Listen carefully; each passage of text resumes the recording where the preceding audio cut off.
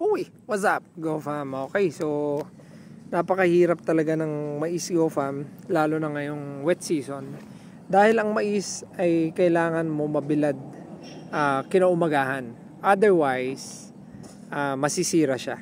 Okay? Kasi ito yung 5 tinitignan ng buying station. Okay? So pag may mga ganito, isa yan sa mga tinitignan nila para pababain yung presyo ng ani natin. So, parang tignan nyo yan, no? Okay.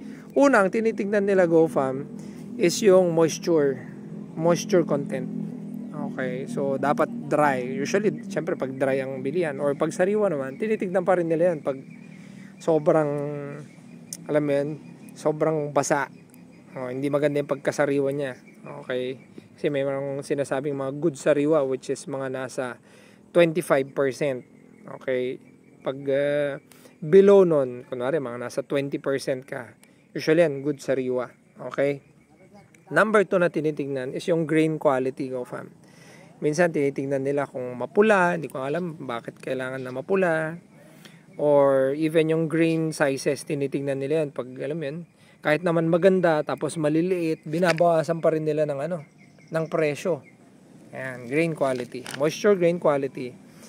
Pangatlong tinitingnan, GoFam, is yung aflatoxin. Ayan, parang ito, mga ilang araw na hindi nabilad kasi nga nag-uulan, ito. Aflatoxin, amag, GoFam.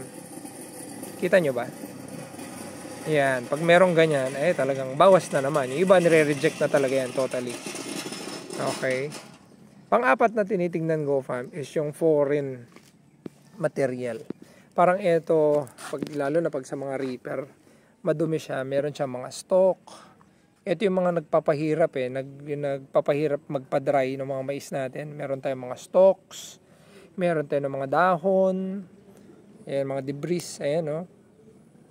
Hindi mga natanggal, meron tayong mga damo, yan. Pero pag malinis, ayan, mas matagal siyang masira pag gano'n. Tsaka mas mabilis i-dry.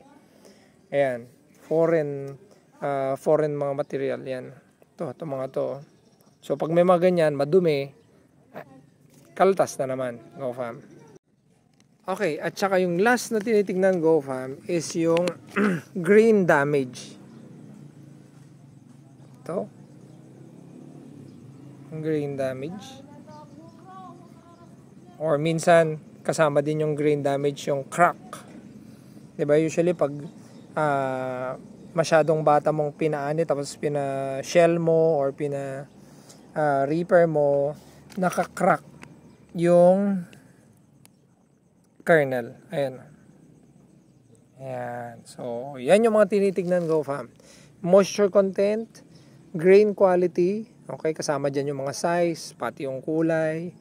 Okay, tapos yung aflatoxin, tinitignan kung may amag. Foreign material, pag may mga madumi, may mga dahon, mga stock, ayan.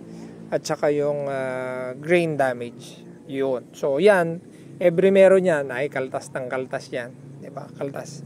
Although, nagiging feeds din naman. Diba, GoFam? So, yun, GoFam. Kung gusto mong mailaban yung ani mo ng mas magandang presyo or kung ano yung kalakaran, yun yung kailangan mong titingnan na quality.